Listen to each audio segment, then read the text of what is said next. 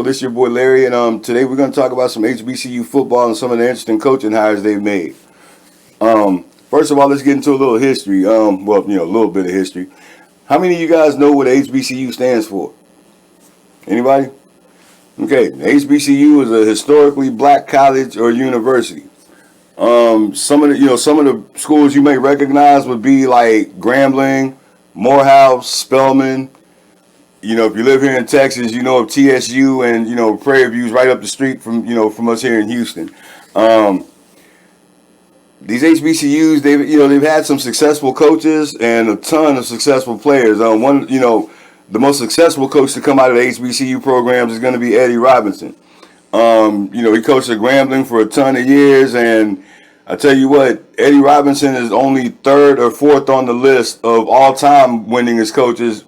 He's on that list behind Bobby Bowden and Joe Paterno. So, like they always say, that's a pretty good company you're keeping up there. Some of the players.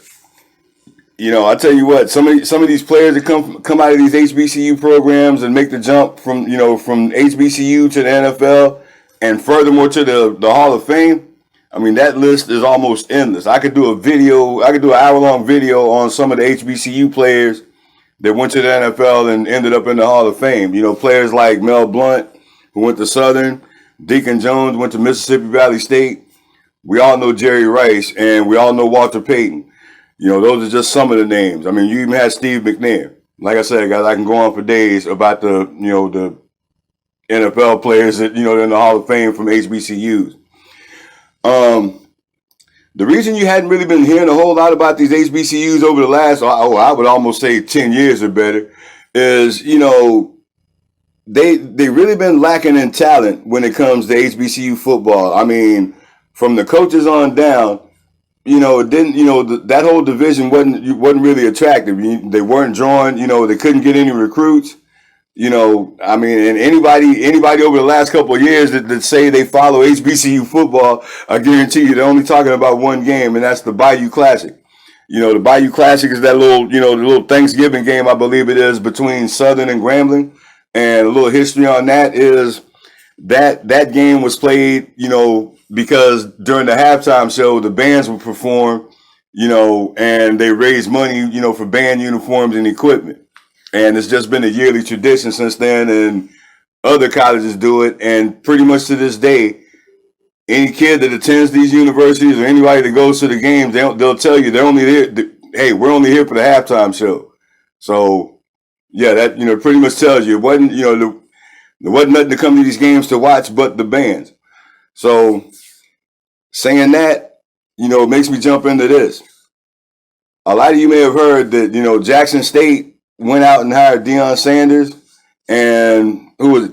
Tennessee State went out and hired Eddie George, and Eddie George, I mean, he hit the ground running because he has his old coach Jeff Fisher coming back to help, and I think he's also got Dominic Rodgers-Cromartie coming. So I tell you what that tells me is these HBCUs are starting to say, hey, let's go out here and compete for some of this 5-star talent, and get our league back on the map.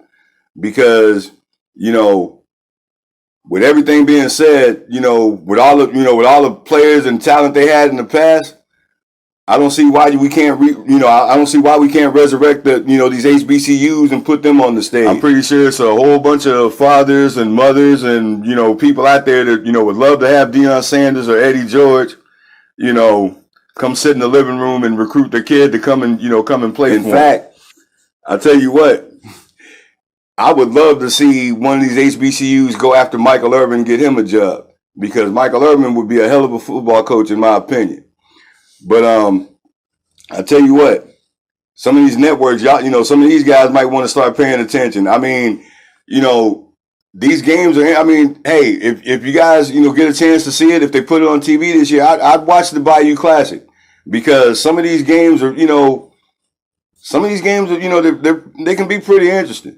And like I said, just the pageantry, the halftime shows, that's entertainment enough. So I tell you what, give it about 2-3 years, and I wouldn't be surprised if we start seeing some HBCU football on national TV.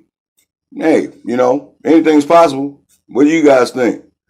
Check it out. I'm gonna wrap this up for now, and I'm gonna turn it over to you guys. I hope I can get some comments, or hope I can, get you guys to at least start paying a little more attention to, to HBCU football. I know it's not Division I like we're all used to, but hey, there's some talent, there's some talent there that you might want to keep your eyes on.